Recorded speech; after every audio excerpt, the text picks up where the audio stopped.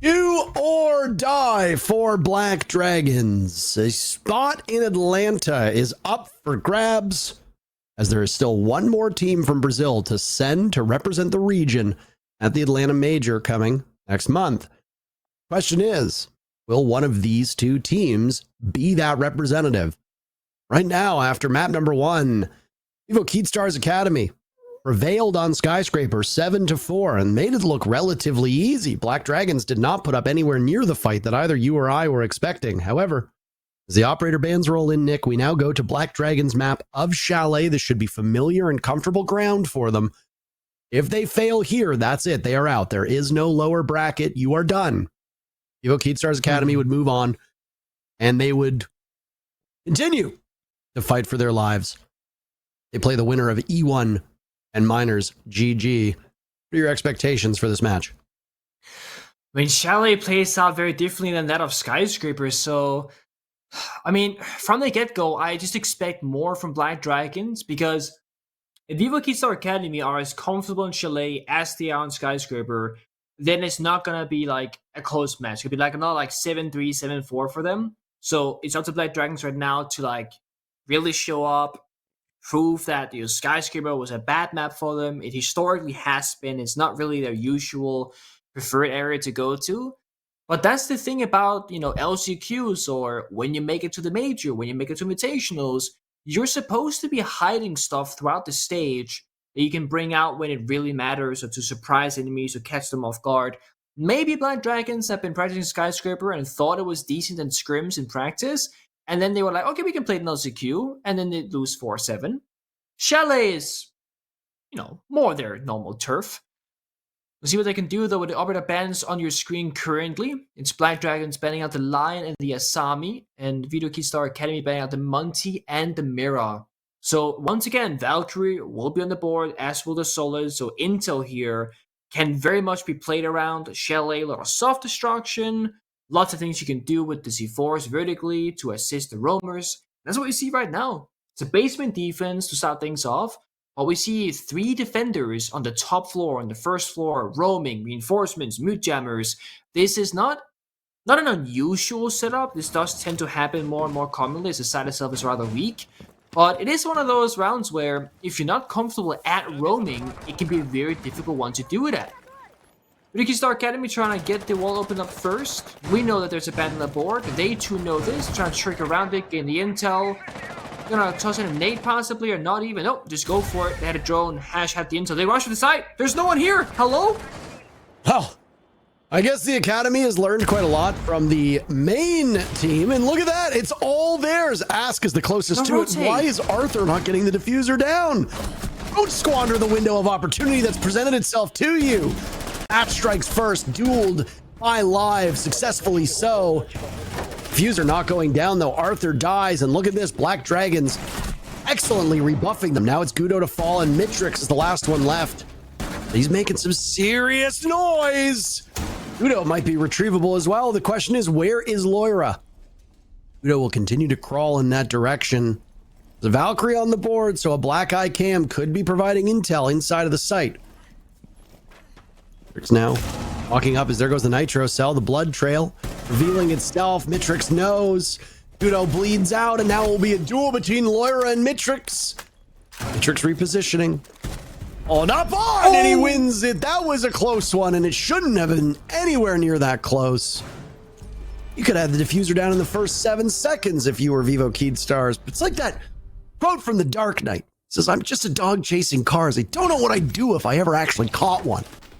And it's like the same. It's like we walked in and we had the whole site to ourselves and nobody was there and we didn't know what to do with it. Ultimately, that's honestly they stick so the landing.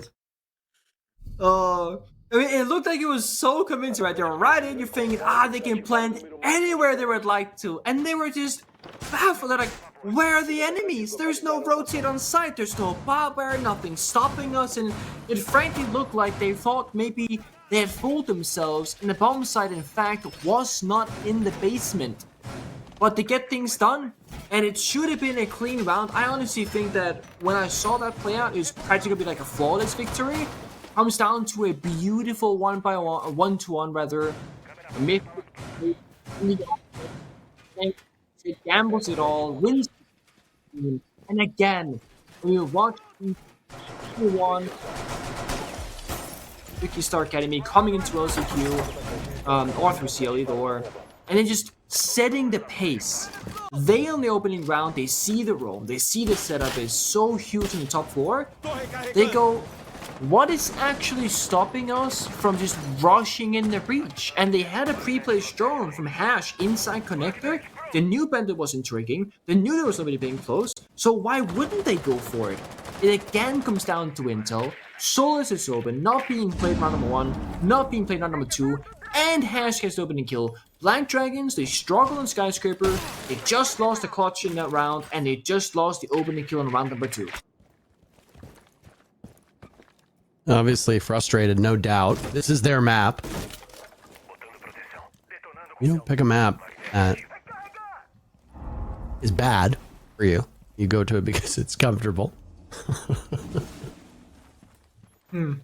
Very quick to get inside the bottom of the building yet again for Vivo Keyd Academy. They've only lost a single drone. That's impressive with a minute to go. Now they've lost another. Especially with the mute jammers up. Yeah, it's a quiet one. When you go for a side rush like in round number 1, you can just tell that someone like Stent, he is so on his toes, on edge, because he just knows something could be happening so quickly. It happened last time, and look at this, it happens kind of again.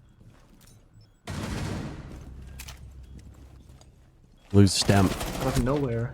And another as well. They just keep swinging. Black Dragons are so frustrating to watch. As they take these engagements, Live and Ask are there. The last two sitting on this site. Live's got a good gun in hand. Relatively easy tracking onto Hash on the bottom of the library stairs leading down to Blue.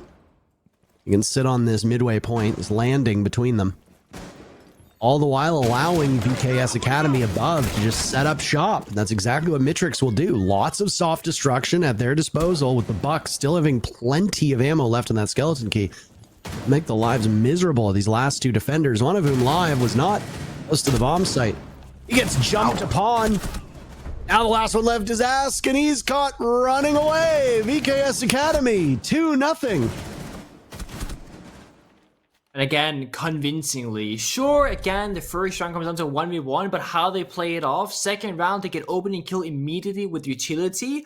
Then they really slow things down. They over-drone everything, double, triple check. Then they do a quick 3-2-1. Two people attack that blue staircase, isolate the warden. And while they're doing that, they also capture the people on this side that are moving a little bit too much from the side window. Again, intel an issue for Black Dragons. I am puzzled at the fact they are not playing Solus Valkyrie practically every single round, because you can tell when Stemp was playing top mezzanine on that library hold, he's looking behind him to the corner, looking for drones. He's really scared off and curious as to what is actually going on. When you don't bring intel on defense, that's the exact position you find yourself in, especially when a team will play either Twitch or Brave on Chalet.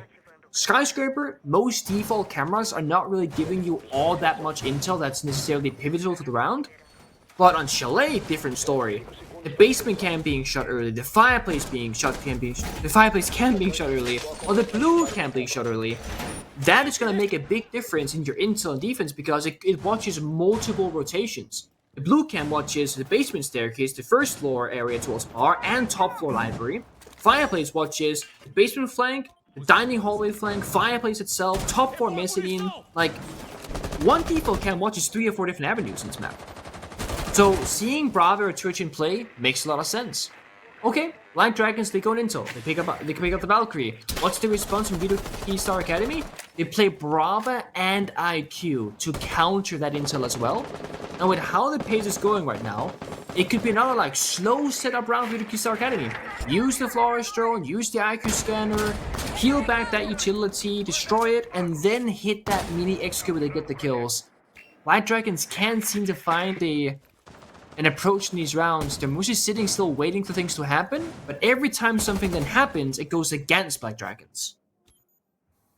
This BD squad had a very strong start to stage number 2, going up 3-0 before ultimately losing to Ninjas in Pajamas in the final week of the Group A matches on September 24th. Then after that, the struggles that they had were relatively pronounced, right? I mean, obviously they beat Netshoes Miners 7-0. Netshoes Miners were unequivocally the worst team in the entire league. So it shouldn't surprise anybody that scoreline. BD then beats Los, another team who did not do all that well, 7-5. That's when the troubling signs started to pop in. FaZe Clan, who qualified for the major and actually won the entire region, got toppled by BD as well. But BD had to work for it. BD then loses to Ninjas in Pajamas and then loses to Vivo KJeyd Stars in the upper bracket quarterfinals. A bit of frustrating sign. Vivo KJeyd Stars 7-1 and 7-3 them, though BD won their own map 7-2. Black Dragons ultimately won the 5th place seeding matchup, 8-7, 7-5 over E1, but frankly, there wasn't a ton to play for in that regard. I don't think either team really cared that much about the end result. A strong start to the stage for Black Dragons, but I don't know if it's just been team cohesion or if it's just been issues with maybe getting found out. This time, though, putting in some serious work. Fuser going down to Arthur. Vivo KJeyd Stars numbers going from bad to worse because Loira's above, and you haven't bothered to flush out this player on the top floor. Black Dragons in a 3v1. Final kill goes to Loira, who does all the work himself. The final 3 kills, all in the hands of the castle player that round. Black Dragons snapping the streak of Vivo KJeyd Academy. VKS Academy drop it. Black Dragons get on the board. They still trail, though, by 1 round. And it comes down to, just the fact that you can play Rainbow Six Siege in so many ways. Yeah, sure, the attackers are going straight for the bomb side. They got flashbangs. They're in a great kind of like entry execute between 2 players. But the defenders, they have vertical control. They got that self-destruction, secondary shotguns. They retake offense despite the breach being opened up. And they shut down the cover as well as the planter with that. It's a good save from Black Dragons. And a strategical outplay as well, which we don't tend to see so far in this matchup from Black Dragons themselves. But just like Skyscraper was defender-sided, usually Shelly is attacker-sided. You have so many things you can do on this map, so many operators you can bring, so many things to change around. The bomb side rotation throughout the entire stage just seems to be every single team. They want nothing to do with that master bedroom bomb site. We almost never tend to see it any longer. And it's funny because if you go back like a year, 8 months, give or take, we tend to never see basement bombs really being played, and Master Bedroom was played all the time. Things just seem to change, sometimes seemingly for no reason, sometimes for every reason. Of course, with Ram in the game now, some teams don't like going at basement bomb site because you play Ram on attack, you throw in the drone, it shreds the floor, and you just kind of feel kind of uneasy, unsafe on that bomb site itself. Last time it was a rush from KJeyd Star Academy, this time it'll be a classic setup. Got the dock for self-destruction, double hard breach with the front and back walls if they need to, and we'll start with the front. Nate clears the jammer. No impact from Ask, so can't deny this thermite charge. If there was an impact player in this position, though, oh, that is disgusting. He gets caught sprinting on the bomb side. So, I want to point something out here. Big issue. Stemp 2 impacts, Patoxy 2 impacts. You have 4 impact grenades, and neither of those players are playing by the drone hole. You can literally impact the knife through the drone hole to destroy that exothermic charge with ease. And you have 4 impacts. They haven't been used anywhere. Why not play one of those players on the site? Let Fenrir play elsewhere? I don't know. Either way, Fenrir is dead. That is Ask who going 0 and 4. And again, KJeyd Star Academy with the opening pick. It's honestly been such a fall for grace from Ask, and I hate to just keep harping on it, but he really has looked like one of the most uncomfortable players in the stage so far. There are countless rounds where Black Dragons just cannot rely on Ask to bail them out of the position that they're in. And I mean, you've talked to teams before as well, where if you don't trust your support player to win a round, or like let's say you're in a 1v1 or a 1v2 and you have absolutely no faith whatsoever that your support player can win you that round, it is debilitating as a team. Ask playing these largely sheltered roles so that he's not in harm's way, dying first, being ineffective, only letting his gadgetry do the talking is just simply not good enough for a Black Dragons team that wants to compete with the best of the best here in Brazil. They now find themselves in a 2v4 as VKS Academy seem to be hitting most of their marks, but Loira has been the standout before meeting his fate at the hands of the skeleton key. Patoxy has all the work now in this round. Looking around those boxes on the table. Merging. Might actually get this one. I don't have any idea what Mitrix was doing there. Diffuser goes down, and, well, the adrenal surge will continue up. Drones get set into place, and Patoxy will now need to retake the site with 35 seconds on that case ticking away. One grenade still remaining as well. If Hash wants to use that to deny the push from Patoxy, now would be as good of a time as ever. There's drones strewn about. 5 still on the board. How many have sights on that case? Outside. Either side of this opening.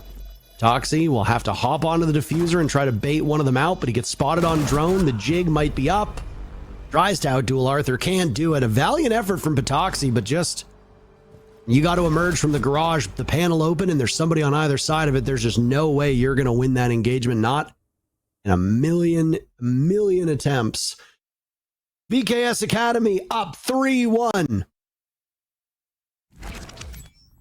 You know, there are shotgun players, there are DMR players, there are pistol players. Mithrix is what we call a flashbang player. He's gotten 5 kills so far. 3 of them were while he tossed out a flashbang and swung his opponent during the explosion, or he flashed the enemy and then killed them while they were blinded. So, when you were saying you didn't know what he was doing, he was simply trying to play behind the box to toss out that 3rd flashbang to go for the final kill. The issue is the enemy juked it, and that rendered Mithrix useless in the fight as the flashbang was not enabling him to make the right play that he needed. But he's had a great performance so far, I will say, Mithrix. He's quickly in, doing self-destruction, holding the flank, winning every single gunfight imaginable.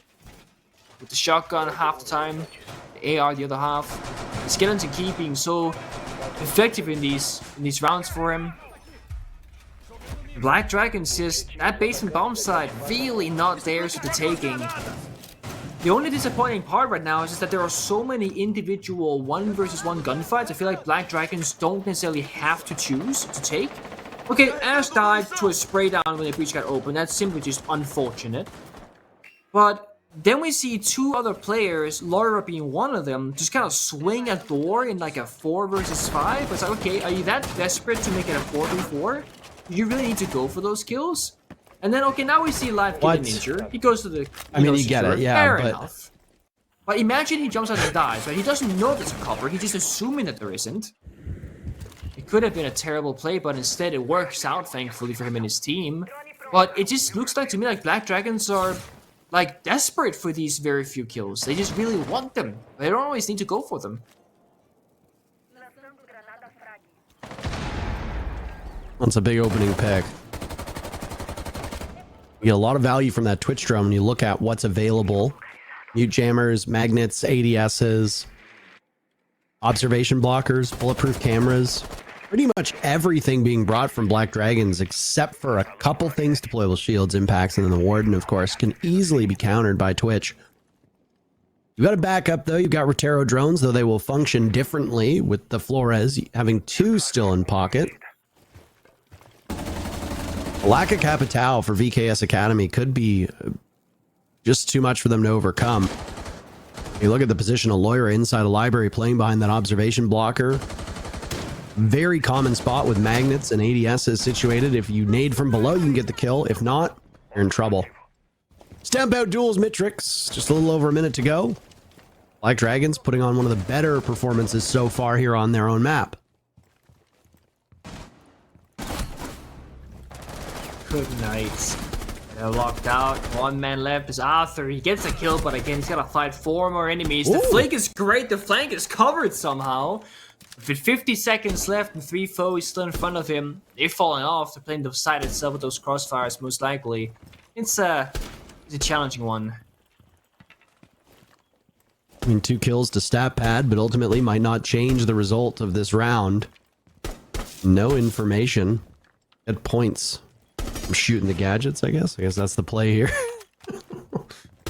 Moment he drops, he's as good as dead. Lawyer, who was in that spot from above, is now in the exact same spot, just a floor below, and back bar watching. Arthur will drop library stairs. We've all been here. Just shooting at every single angle, expecting somebody to swing you, hoping to get lucky. I mean, it worked earlier twice, in fact, but they had a read on him, and Loira just needs to be the statue on the main floor as he was on the top floor. Black Dragons get their second round, trying desperately to keep this one close. Very small things there, not working out for KJeyd Academy, where they were trying to nade the shield top blue, and the first grenade simply got caught by the ADS. They had miscounted or just didn't have the intel to see how many there were. So they gambled it, miscounted, lost the nade. The second grenade, it wasn't cooked long enough, so it actually hit the wall, and it bounced down the blue staircase so far back it didn't hit the shield. It almost killed the Wamai, took him to like half health. But the issue is that's not really what you want. You don't care about Wamai taking damage. You care about the deployable shield, the only one, need I remind you, on defense that round, to be destroyed.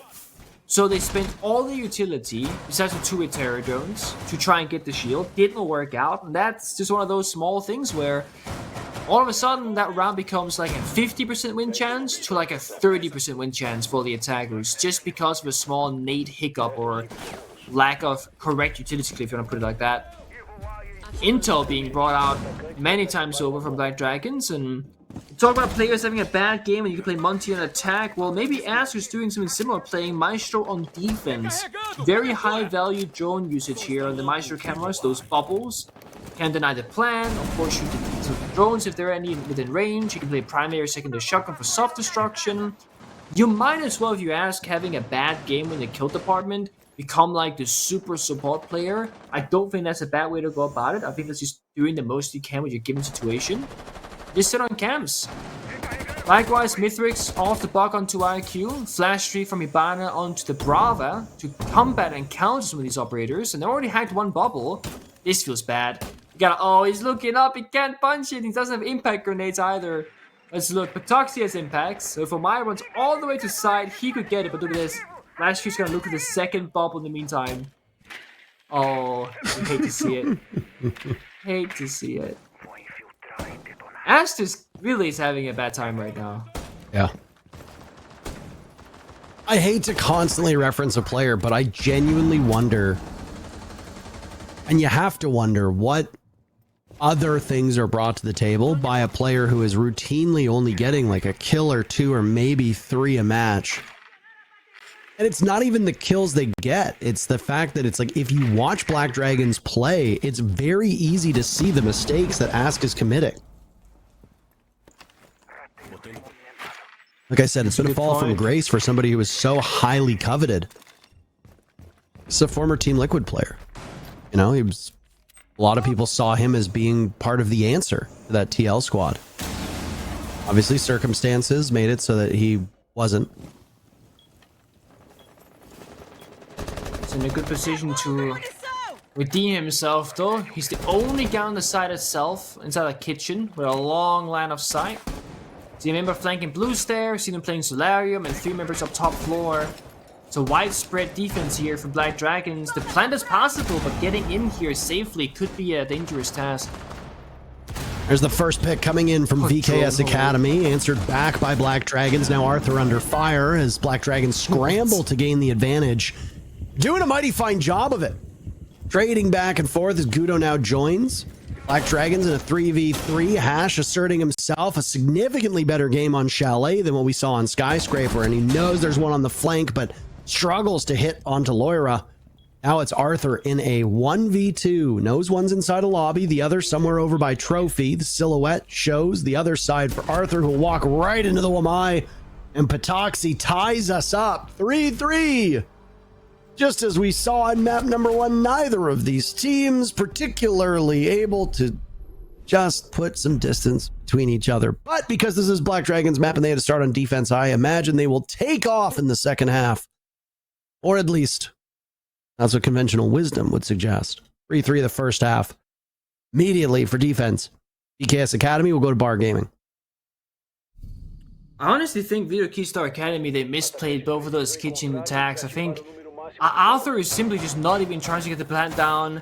We saw Hash swing that really long line of sight from the bomb side all the way to top floor. It's like, do you need to swing that and do you need to worry about the fireplace flank? Not really. You can push into kitchen, plant deep inside of kitchen, take trophy solarium control, make the guy top floor flank lobby be useless essentially, and they kind of miscommunicated. One member's holding flank, one member's pushing trophy, no one's really working together. And the chaos of the round fixed the communication in those scenarios. Sides up, of course, bombs at rotation. Yuriki Star Academy, they're gonna start on bar. I think that's personally the strongest bomb site currently on Chalet. And they do that with a familiar twist of operators, Maestro. We don't see a lot of this particular operator in almost any regions. Dream from OXG North America, he's the Maestro main that I can name. Now we've seen Ask previous round, and now Hash also play it. Of course, the bubble is very useful gadget.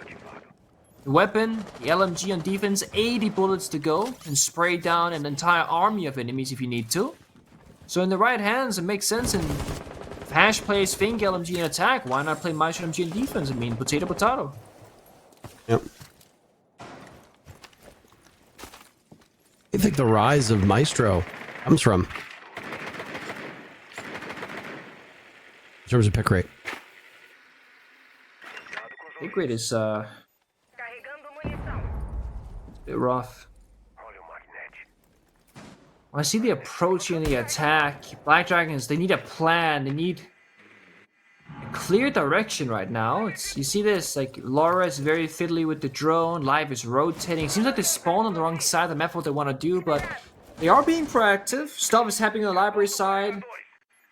Saw some Excyrus being used, I believe. Still got flat. Yep, Excyrus being put out.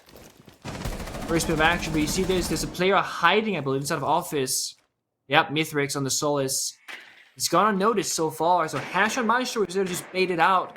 Oh, but look at this. Ask's drone might actually have a read on this. It's possible. Maybe not. This could seriously hurt them. They have no idea, I don't believe. Matrix pops up. P90 being put to good work. Hash to die. Live looking for the flash. There goes Patoxy to Flastry. Mitrix not followed up on. Baited in by Arthur. Live drops. Ask outside. Still searching for kill number one. It's him and Stemp now left against VKS Academy. Black Dragons putting in significant work over the last 2 rounds to tie this up. Of the last 4 rounds, Black Dragons have won 3 of them. They have woken up as the game has gone on. VKS Academy looking to put them back to bed, and that's Stemp to drop Ask. 0 kills, 4 available for this round. In the mudroom, there's the sound of an SMG-11 shooting over his head. Ask waiting. Is it Mitrix to greet him? It's Flastry looking the other way. 0-6 for Ask. VKS Academy back in the lead. There's so many ways to play out a round in Siege, right? We talk about the verticality, the utility, just going for like crazy spawn peaks, and sometimes we'll see teams have these like the small kind of setup that they have that they play around. And that round, it's very simple. It's Matrix and Solace hiding in the corner, and then not just gambling on bad droning. No. Maestro, that was Hash, playing inside of the piano hallway, inside piano itself, taking up all the attention, right? Pre-firing, shooting, killing drones, and then he intentionally lets a drone see him run away.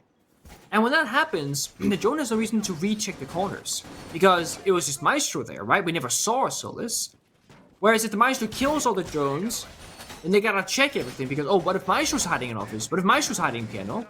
So by willingly getting seen running backwards, you kind of bait the attacker to think, oh, it's clear. But then they set up that swing, where Matrix gets the opening kill, Hash died behind him, and then Momai, didn't see what player it was, comes back as his 3rd player to help Matrix once he got flashbanged. And they get 3 kills around that one player, only losing 1 themselves. So a 3-for-1 trade effectively. They keep map control, they still have library control, they have side control, they didn't lose anything from it. Power of a small trap can do those things if you play together as a team.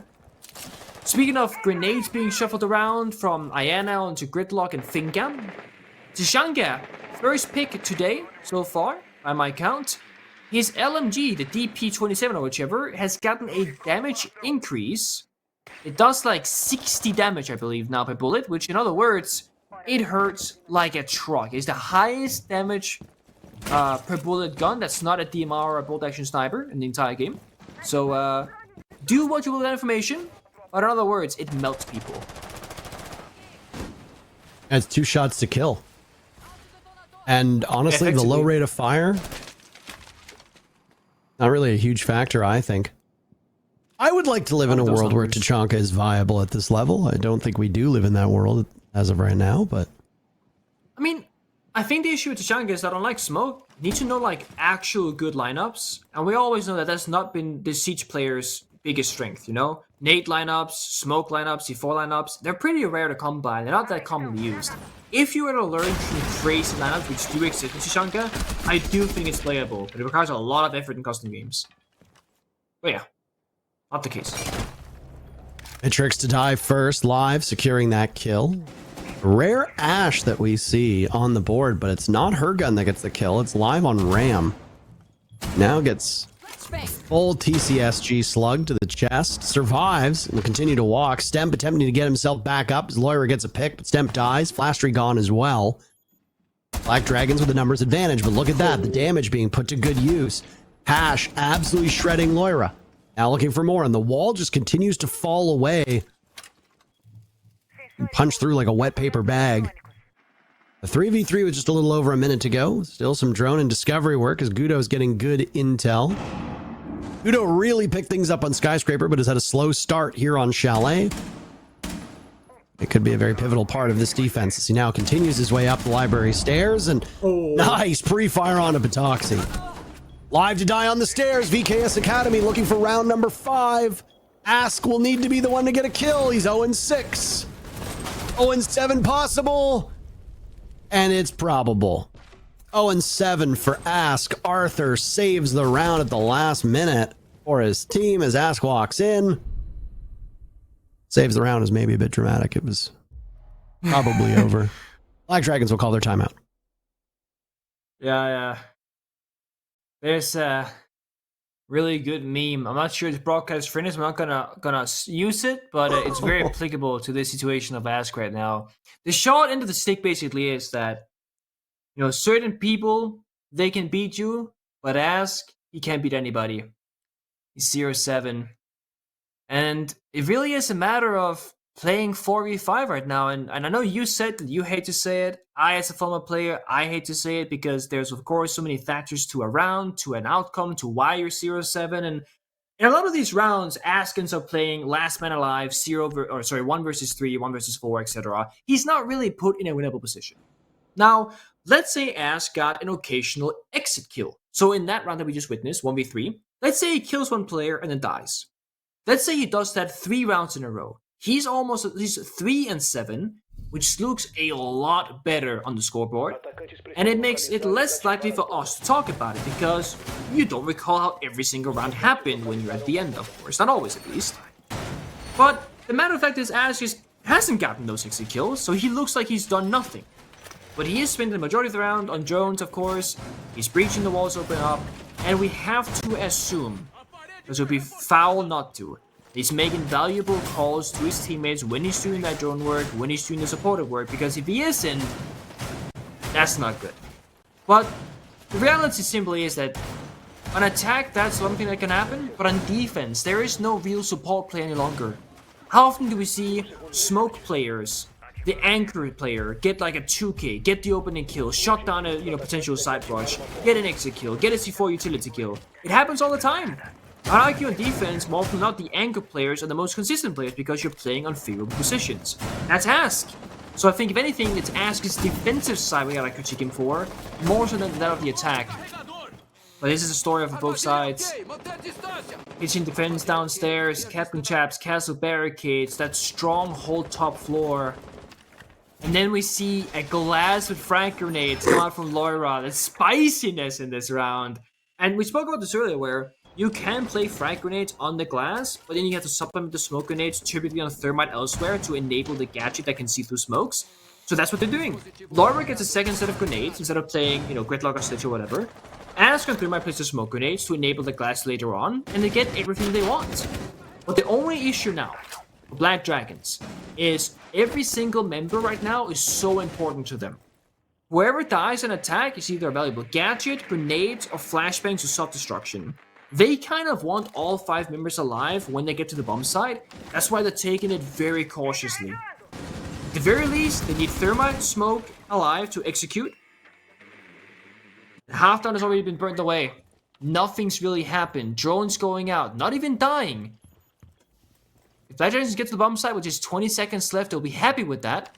But they do have to deal with that top floor a little bit before they can do so. That's a good explanation, and allowed all this discovery to go underway and be unchallenged so far.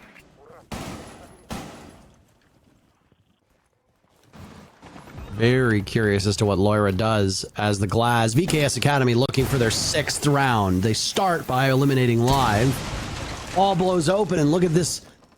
Flastry so aggressive, and he wins the fight on the stem. Nobody on Black Dragons really having the game that they want except for Loira on that Glaz. Ask next into the fray, still searching for his first kill in this map. We are in round number 9, and Ask is killless. Loira down for the count. Best opportunity for Ask. Flastry is the sidearm out. Ask getting softened up. He's gone. It's a flawless round for VKS Academy. They move to series point.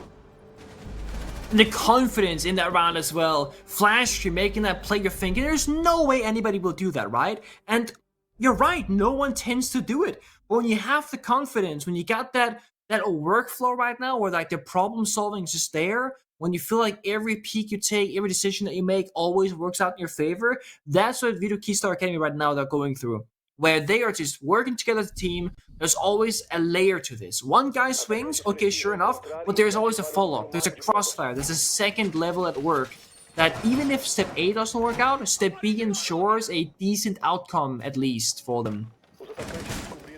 And Black Dragons, again, they look kind of lost. I mean, yeah, you go for a bomb set execute-oriented lineup with the glass, the thermite smoke, etc.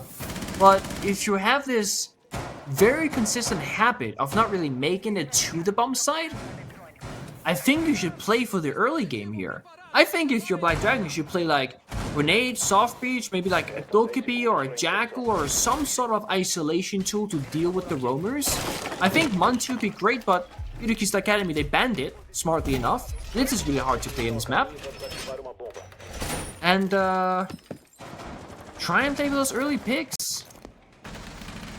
This could be the final for Black Dragons. This is their map. They got that 3-3 half. It looked very close. And you said, Parker, we expect Black Dragons to look phenomenal on the attack because that's usually where you succeed on Chalet, especially when it's your map pick. And there just hasn't been a lot of life since the side swap whatsoever. No, it's been really interesting watching Black Dragon's path so far through stage 2. You highlighted it earlier on this map, you know, with the fact that they started off as strong and then just kind of went off the rails over the last couple matchups. And not that VKS Academy don't deserve to be here, far from it. They've earned their spot, but when you're a pro team, the assumption is that you will only lose to other pro teams. You're not going to lose to an amateur squad, which is effectively what VKS Academy is. Black Dragons obviously showing some serious deficiencies. This round, not maybe the case, as Arthur drops first and Black Dragons have an advantage. They will find another as Stemp asserts himself. Finds 2 for his trouble. Oh. Beautiful play onto a third. But they don't expect Flastry, and there's the drop from Stemp. Additionally, Live is down to the bear mat, so it's Ask and Patoxy still upright. Ask the player dispatch to pick up Thatcher of Live. It makes sense. Still this hatch being watched by Flastry. 9 kills. A 1v3 to give VKS Academy a victory. Have them shoot forward in the LCQ. The first pro team go home. E1 Sports and Miners GG. That's who the winner of this game will play. That match is tomorrow. A little under 24 hours from now. They'll know who they're playing against in the semis when they go to do that quarterfinal. Plenty of time now for Black Dragons to settle in and get nice and comfortable. Over 1 minute left. Now down below the minute mark as Flastry watches. A bit of nearsightedness. Flastry worried about library stairs, but there's absolutely nobody there. A drone to be found. Nice shot by Flastry right against the soft wall. Might expose his back, breaking double digits. A line of sight being made in by Flastry. The plant. I Ask. Obviously not a comfortable situation. Ask gets his first kill. Happy claps. They get the round because of it. 4 rounds on the board for Black Dragons. They need to go flawless over the next 2 rounds. Not in terms of numbers, but in terms of victory in order to go to OT. EKS Academy still sitting on match point and will do so for the remainder of this match in regulation.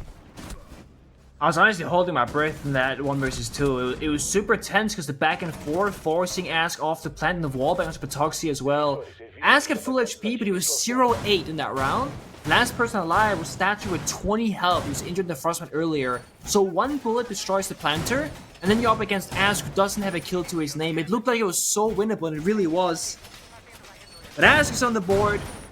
Now I can finally make a point.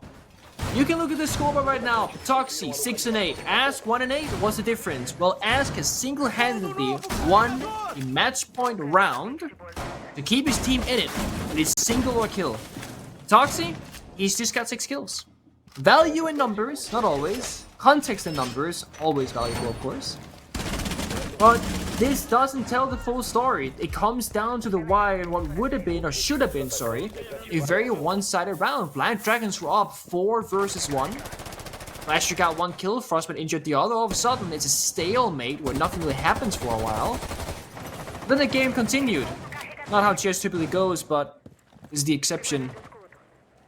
Now Black Dragons, they buy a bit of confidence, especially from Ask's side. He now feels like he's a part of the crew, part of the game. But you gotta go through various bump sites. The upside of KJeyd Academy is that they can just go through this round, lose it, go through the next round, and then still lose it, and it's only overtime. Gotta go through the motions. That Master Bedroom bump site being brought out. Flastry roaming down below with his Solace can scan for drone work, scan for verticality, deny a plan, but he sees this drone on West Main staircase. He can assume there's a person entering behind that in the basement.